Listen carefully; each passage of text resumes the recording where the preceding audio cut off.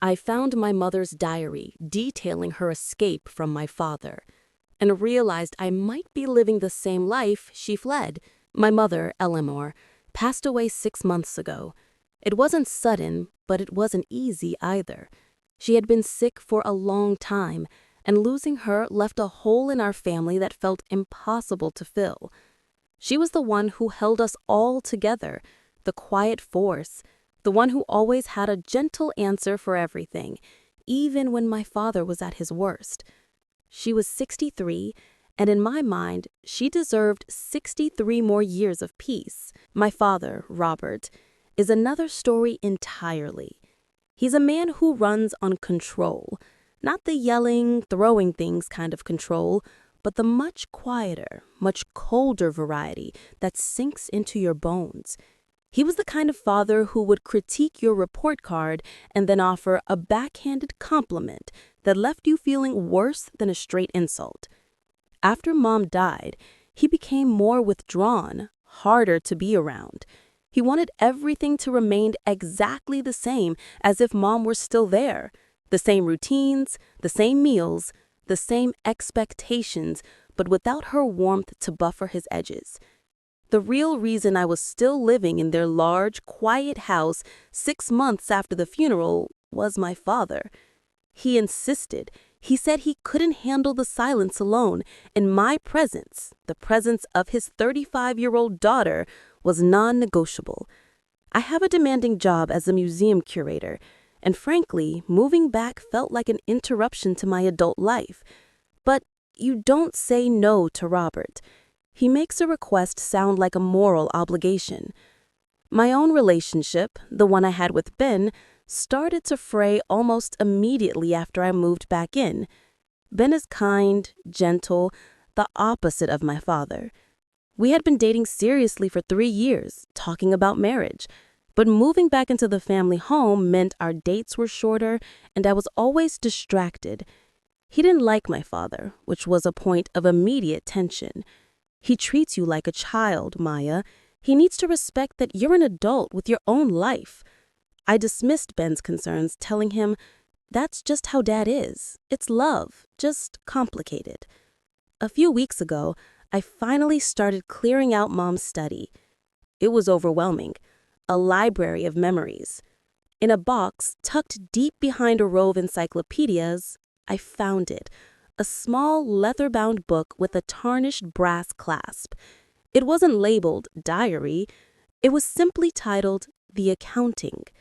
When I first opened it, I expected recipes or budgeting notes. What I found were pages filled with my mother's elegant, familiar script, dating back to 1988, the year I was born. The writing was deeply personal, starting with simple observations, but quickly descending into a meticulous, agonizing record of emotional survival. She wrote about the early days with Robert, my father. She wrote about the silent treatments he would administer when she displeased him, sometimes lasting for days until she apologized for an offense she didn't commit. She wrote, Robert has convinced me that my sadness is a flaw in my character, not a reaction to his control. I am forgetting how to think for myself. I am walking on glass. I felt sick reading it. I thought my childhood was normal. I thought my father was just a tough, old-school guy. I never saw abuse. But my mother's words painted a picture of a man who systematically dismantled her confidence until she became fully dependent on him for approval and identity. She called it the slow poison. The entries detailing her escape, her eventual mental break, were harrowing. She never physically left him, but she spent years saving money from a secret craft hobby, just enough to rent a small apartment, just in case. She had a panic bag hidden in the attic. She was planning to run away with me, her 3-year-old daughter, but she never did. She wrote that she was too afraid of what he would do to her, or worse, to her reputation in the family. She stayed, but her soul left. That's what she called her compromise, staying physically, leaving spiritually. I read the entire thing in one sitting, locked in the study, using a small flashlight so my father wouldn't see the light under the door. As I reached the final entry, dated just 6 months before her diagnosis, my heart was pounding not from the shock of the past, but from the horrifying reflection in the present. The diary described her life, but it felt like reading a transcript of my own. My father insisting I stay in the house, my mother describing his need to control her career choices. I had just turned down a promotion at the museum because my father complained that the longer hours would interfere with my obligation to keep the house running. I closed the diary, my hand trembling, and walked out to the kitchen. My father was sitting at the table, grading papers for his retired side gig. He looked up at me, his eyes sharp and expectant. "You're looking pale, Maya. Did you remember to defrost the chicken for dinner?"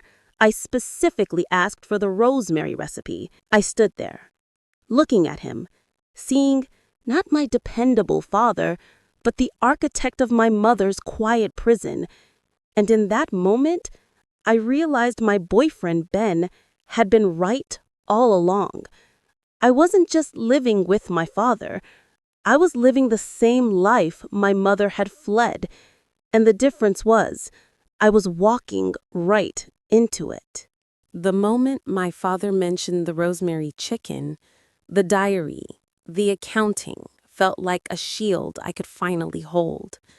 I didn't answer him about the chicken. I just looked at him, really looked at him, and saw the same demanding eyes my mother had described 30 years ago. I didn't say a word. I just walked out of the kitchen, back to the study, and locked the door. I knew I couldn't confront him yet. I was still too shaky, still too much his daughter, programmed for compliance. I needed the grounding influence of the outside world, the influence he had worked so hard to keep away. I texted Ben, "I need you. Come to the park down the street in 10 minutes. Don't tell Dad." He was there instantly, pulling me into a hug that I felt in my core, a hug that seemed to be the first genuine affection I'd felt since I moved back. I didn't waste time. I sat him down on a bench and told him everything, not just the recent frustrations, but the diary, the slow poison, the history. I didn't use the term abuse yet, but I read him an entry from 1995 where my mother wrote, "I hate the way he congratulates me when I fail to meet an external goal. It guarantees my return to his orbit. I wish I was strong enough to call his affection a weapon." Ben listened, his face hardening with a quiet fury that was terrifying, but also completely protective. He looked at me, his eyes full of realization, and said, "Maya, every time I pointed out a controlling behavior, you defended him. Every time. You were literally defending the behavior that broke your mother. You are not complicated, darling. You are conditioned." His words were a mirror, showing me the reflection of my mother's fear. That night, Ben didn't let me go back to the house. He took me to his small apartment, the sanctuary my father couldn't touch. The next day, I didn't go to work. I drove back to the house while my father was out teaching his retired side class. I went straight to the study. I didn't pack clothes. I packed evidence. I took the diary, every single photo of my mother smiling without my father in the frame, and I packed every official document I could find that proved my own financial independence. I was preparing not just for a move, but for war, because I knew he wouldn't let me leave quietly. The confrontation happened that evening.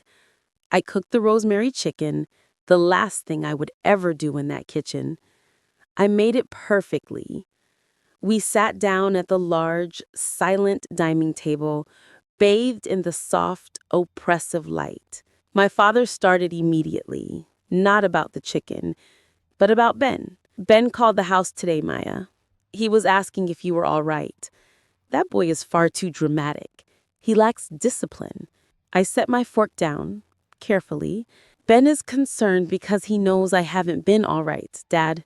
He raised his eyebrow, that familiar expression of mild, condescending amusement he reserved for correcting a child. Nonsense. You've been fine. You're upset about your mother, which is normal, but you need to focus on stability. I even called your manager today to suggest you decline that longer hours position. It was a bad idea, Maya. You need to focus on what matters here, at home. It was the perfect opening. I reached into my bag and pulled out the diary, placing it in the center of the dark mahogany table. You didn't suggest I decline the position, Dad. You interfered with my career under the guise of concern. You didn't do it for me, you did it to control me, just like you controlled Mom's gardening club and her friendships. His face didn't drop into shock. It hardened into stone. His eyes narrowed. "Where did you get that?" he asked, his voice low, a warning. "It's the accounting," I said, using my mother's title. "I read every page, every detail of your slow poison. I read about the panic bag in the attic and the money she saved just to run away from you." He didn't deny it. He didn't scream or apologize. He simply leaned back in his chair and laughed. A short, dry sound, completely chilling. Eleanor was a very sensitive woman, prone to exaggeration. She was an emotional woman, you know that. Those were just her feelings on paper, therapy tools. You are interpreting them far too literally. He was gaslighting the dead. He was dismissing 30 years of emotional destruction as therapy tools. That complete lack of accountability, that cold, clinical dismissal of her pain, finally broke the last chain I had to him. I stood up, pushing my chair back sharply. "I am not interpreting, Dad. I am recognizing. I recognize the daughter you isolate. I recognize the partner you undermine. And I realize that if I stay here for one more year, I will become her. I am leaving now." He didn't move. He didn't even get angry. He gave me the look of ultimate authority. "You are not leaving, Maya. You have no money saved, you have no lease, and your career will suffer. I have your future mapped out for you, and it is here. You will sit down, you will finish your perfectly cooked chicken, and we will talk about this childish tantrum later." He thought my independence was a tantrum. He thought he could command me back to the table, just as he had commanded my mother thousands of times. But I had the diary, and I had been waiting.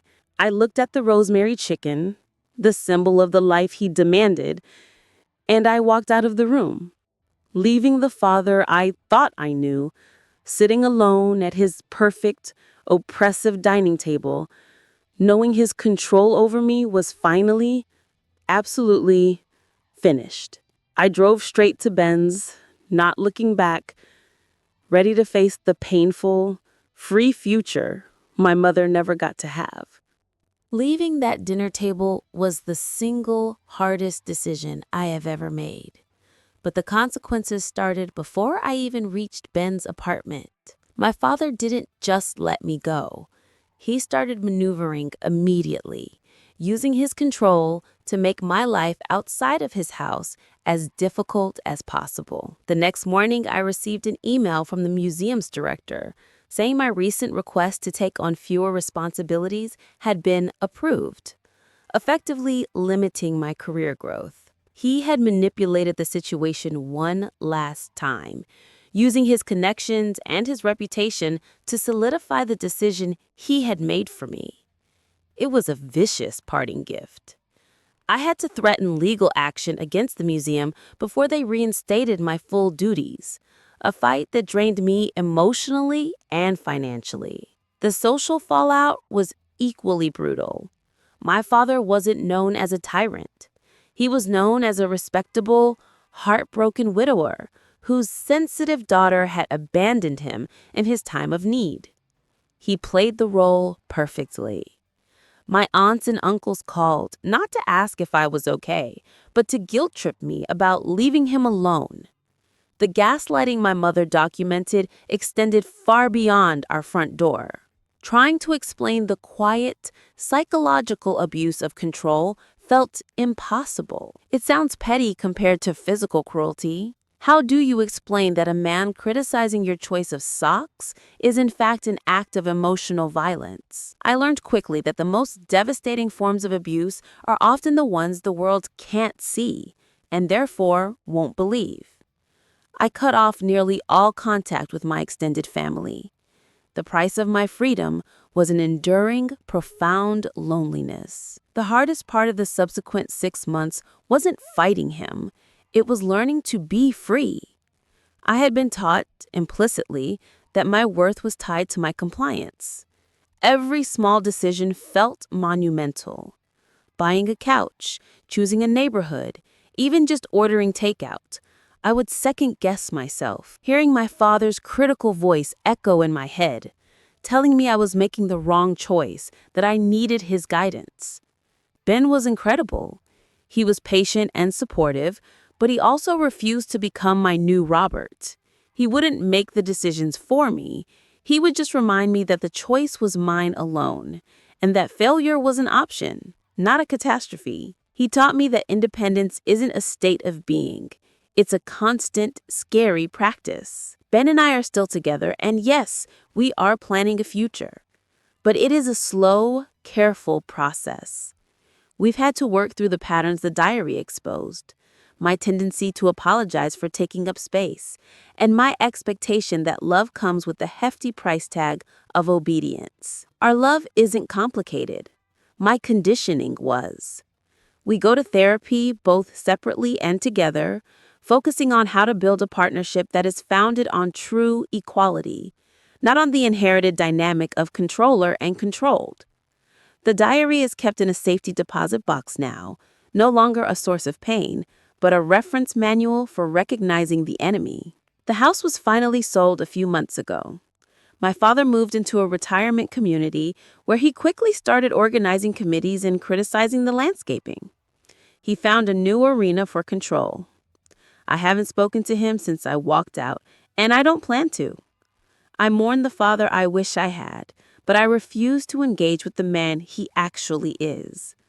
That is my final act of defiance, and the greatest gift I could give myself. I look at my mother's final entries in the accounting, the ones where she details her paralyzing fear of leaving and the regret of staying. Her escape was thwarted by fear and exhaustion, but she left a map for me. She endured the life she fled so that I could recognize the prison walls before they fully hardened around me. I am living the second half of her story, the part she couldn't write. The freedom I found is heavy. It is weighed down by the quiet sacrifices of my mother and the absence of my family. But it is mine, and I carry the burden gladly. I am not a sensitive woman prone to exaggeration. I am a free woman, and that is a legacy worth fighting for.